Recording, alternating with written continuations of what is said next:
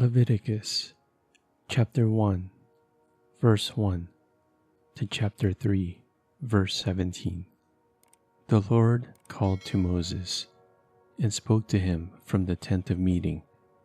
He said, "Speak to the Israelites and say to them, when anyone among you brings an offering to the Lord, bring as your offering an animal from either the herd or the flock. If the offering is a burnt offering from the herd, you are to offer a male without defect. You must present it at the entrance to the tent of meeting, so that it will be acceptable to the Lord. You are to lay your hand on the head of the burnt offering, and it will be accepted on your behalf to make atonement for you. You are to slaughter the young bull before the Lord. And then Aaron's sons, the priest, shall bring the blood and splash it against the sides of the altar at the entrance to the tent of meeting. You are to skin the burnt offering and cut it to pieces. The sons of Aaron, the priest, are to put fire on the altar and arrange wood on the fire. Then Aaron's sons, the priest, shall arrange the pieces, including the head and the fat, on the wood that is burning on the altar. You are to wash the internal organs and the legs with water, and the priest is to burn all of it on the altar. It is a burnt offering, a food offering, an aroma pleasing to the Lord. If the offering is a burnt offering from the flock, from either the sheep or the goats, you are to offer a male without defect. You are to slaughter it at the north side of the altar before the Lord. And Aaron's sons, the priest, shall splash its blood against the sides of the altar. You are to cut it into pieces, and the priest shall arrange them, including the head and the fat, on the wood that is burning on the altar. You are to wash the internal organs and the legs with water, and the priest is to bring all of them and burn them on the altar. It is a burnt offering, a food offering, an aroma pleasing to the Lord. If the offering to the Lord is a burnt offering of birds, you are to offer a dove or a young pigeon.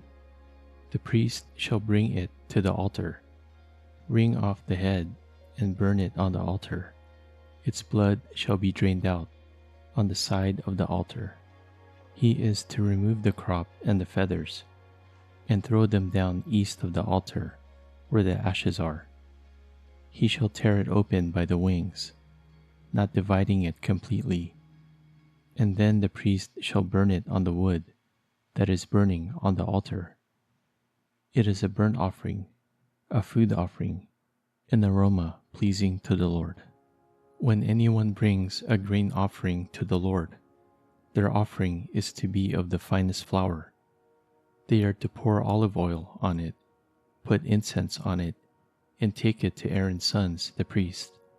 The priest shall take a handful of the flour and oil, together with all the incense, and burn this as a memorial portion on the altar, a food offering, an aroma pleasing to the Lord.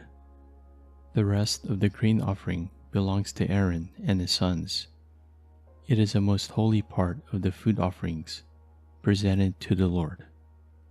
If you bring a grain offering baked in an oven, it is to consist of the finest flour, either thick loaves made without yeast and with olive oil, mixed in, or thin loaves made without yeast and brushed with olive oil.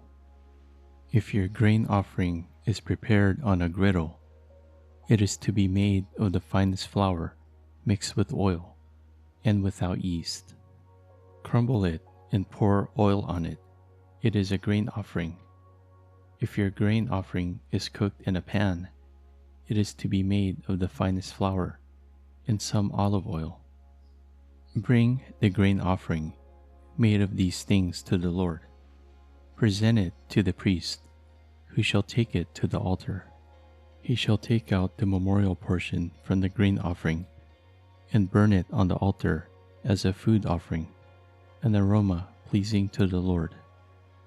The rest of the grain offering belongs to Aaron and his sons. It is a most holy part of food offerings presented to the Lord. Every grain offering you bring to the Lord must be made without yeast, for you are not to burn any yeast or honey in a food offering presented to the Lord. You may bring them to the Lord as an offering of the first fruits, but they are not to be offered on the altar as a pleasing aroma. Season all your grain offerings with salt. Do not leave the salt of the covenant of your God out of your grain offerings. Add salt to all your offerings. If you bring a grain offering of first fruits to the Lord, offer crushed heads of new grain roasted in the fire. Put oil and incense on it. It is a grain offering. The priest shall burn the memorial portion of the crushed grain and the oil, together with all the incense, as a food offering presented to the Lord.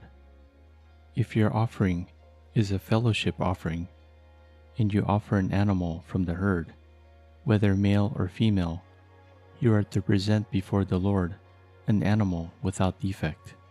You are to lay your hand on the head of your offering and slaughter it at the entrance to the tent of meeting.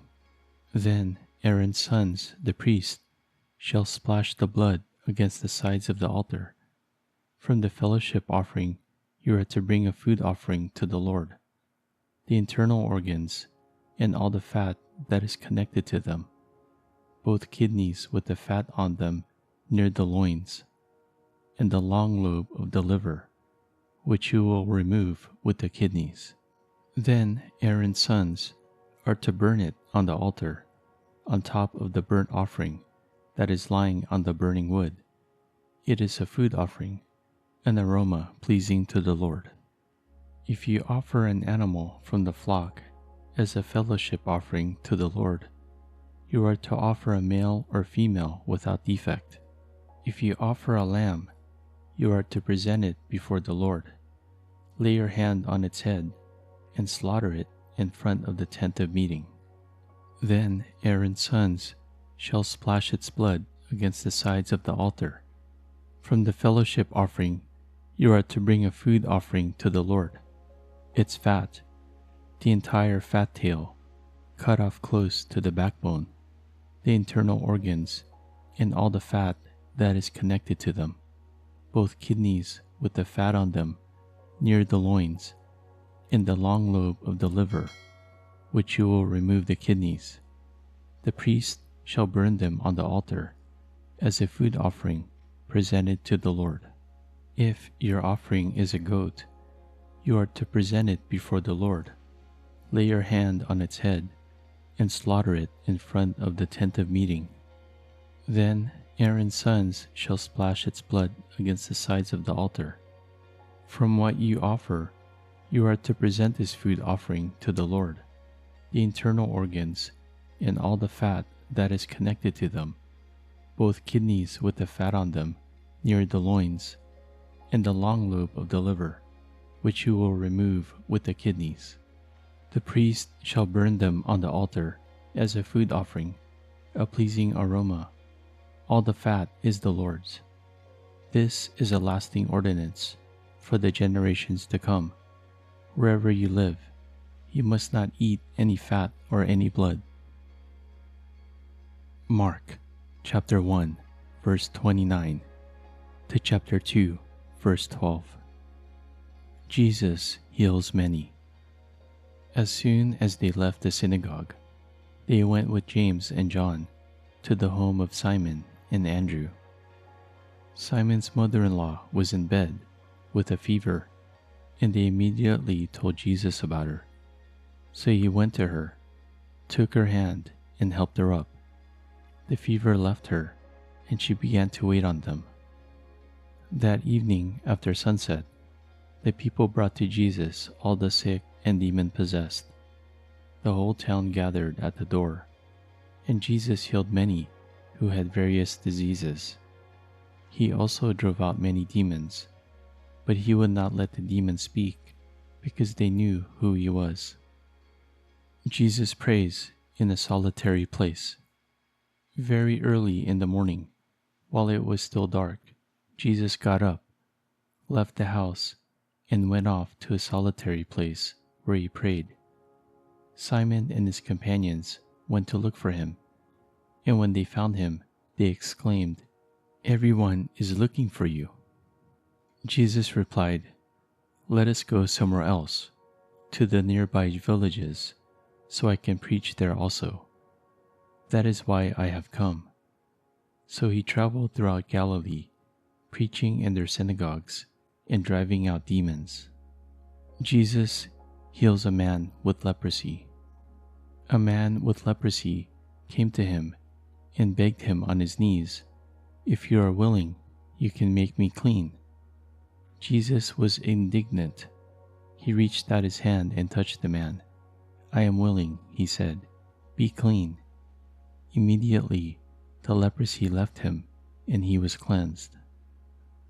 Jesus sent him away at once with a strong warning. "See that you don't tell this to anyone, but go, show yourself to the priest, and offer the sacrifices that Moses commanded for your cleansing as a testimony to them." Instead, he went out and began to talk freely, spreading the news. As a result, Jesus could no longer enter a town openly, but stayed outside in lonely places. Yet the people still came to him from everywhere. Jesus forgives and heals a paralyzed man. A few days later, when Jesus again entered Capernaum, the people heard that he had come home.